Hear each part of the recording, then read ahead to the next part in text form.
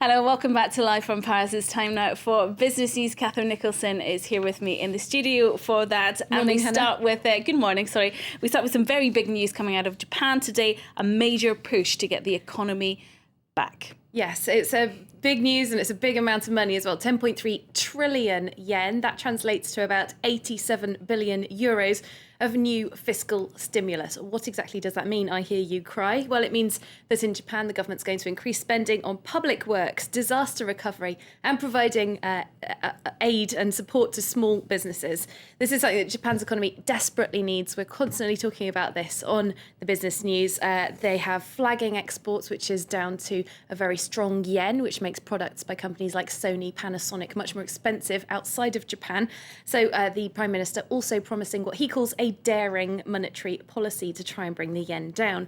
Concretely, what will this produce? They're estimating in the government 2% GDP growth and 600,000 new jobs. As you might imagine, this is being broadly welcomed in Japan. A couple of people, though, saying, let's have a look at the long term as well. Once this money is spent, what are you going to be doing to keep this stimulus going? And what about investors? How have they taken to this news? On the markets in Asia, Japan's Nikkei has got a really big boost from this news, as you might expect. You can see that up 1.4% in Japan. At the close in China, stocks not faring anywhere near as well. In fact, breaking a winning streak of nearly 5 weeks in Shanghai. We also have the opening figures here in Europe for you from just a few minutes ago. Green across the board there. You can see the FTSE up 0.1%. The CAC 40 making a slightly more modest gain, hovering around the zero. All right, well, staying in Europe, Greece is once again a big worry as its unemployment hits a new record high at 26.8%. Now, this means that Greece now has the worst rate of joblessness in the European Union, overtaking Spain. Recently, a new worry has been added to the list of problems for Greeks, though rocketing fuel costs, which mean ever more people are looking for whatever free fuel they can find. It's casting a literal cloud over the crisis-hit country. This is becoming an increasingly common sight in Greece. Facing economic hardship and reduced purchasing power, more and more residents are turning from expensive heating fuels to burning wood for fuel. The purchase of wood has sparked an explosion in new businesses selling firewood and wood stoves across the country.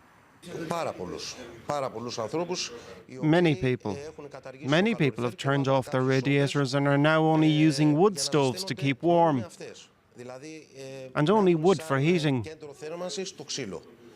But the switch to wood fuel has created an unintended effect: increased air pollution.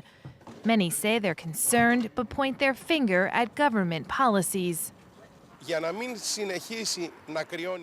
the government, the finance ministry, doesn't want to reduce the tax,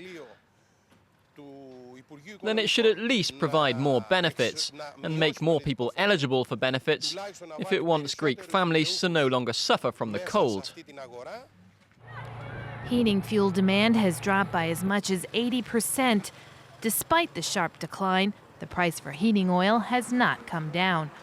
Opposition parties have asked for a reduction of the tax on heating oil, but the government says it has no plans to reduce it as it seeks to collect revenue in these times of austerity. Well, let's get some other top business stories in brief for you now. And starting with American Express, the credit card company is cutting close to 9% of its global workforce. 5,400 jobs are to go worldwide by the end of this year. Amex is blaming a loss of income from its travel business as holidaymakers use fewer travellers' checks when they go abroad. Ford shareholders are set to see their dividends double from 5 to 10 cents per share. The news gave the carmaker's share price a 2.6% boost in New York on Thursday. Ford only, in fact, reinstated its dividend payments less than a year ago after suspending them for 5 years as the company navigated financial problems. Out of the United States' 3 biggest car makers, Ford was the only one that didn't go bankrupt during the recent crisis. Shares in Nokia also saw a dramatic leap on Wall Street, up more than 18%. This after the phone maker surprised even itself with its latest sales figures. The Finnish company shifted more than 86 million handsets in the last 3 months of last year. That raked in close up to 4 billion euros. The company is thanking better than expected sales of the Lumia smartphone. Now we're back in Las Vegas for the last day of the Consumer Electronics Show, Catherine. Yes, gadgets not really my forte, but I understand TVs, and TV technology has really grabbed the limelight at this year's event.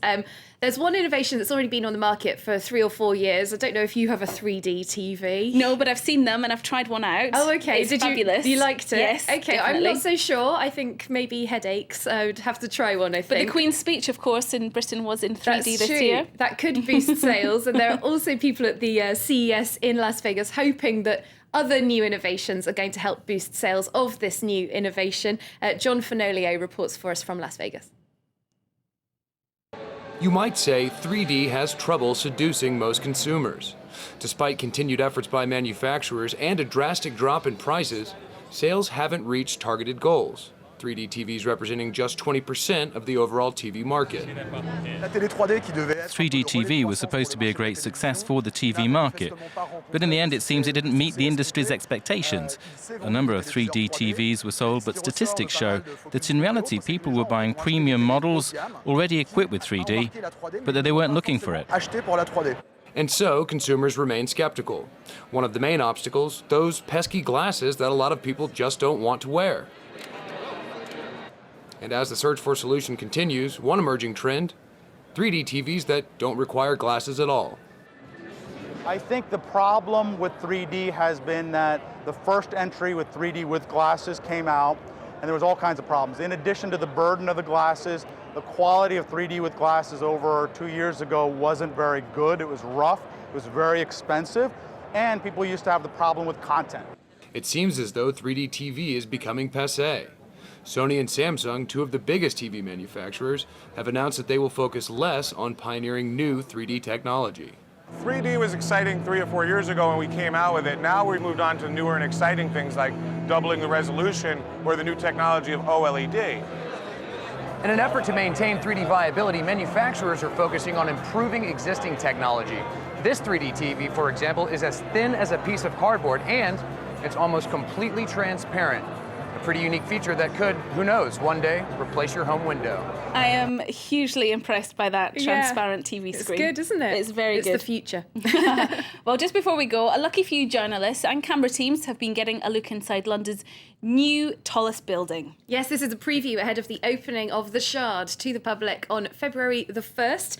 Talk about a room with a view. The Shard is almost 310 metres tall, but as you can see, the view is mainly of the clouds and the rain. I was going to say, if you can see through all the London fog. Yes, I'm not sure how good a 310-metre tall viewing platform is in the London winter weather, but there you go. It's just 14 metres shorter than the Eiffel Tower, but you can't live on the Eiffel Tower. You could live in the Shard. Ooh. You could buy an apartment there, Hannah, if you've got some spare euros lying around. How much? Very expensive. And even to view, the adult tickets for the viewing platform, €30 each, and they're sold out for the first day. Twice the price of the Eiffel Tower. That's Catherine, thank you very much. We'll leave it there for now. Plenty more still to come here on France 24. Stay tuned. Bye-bye.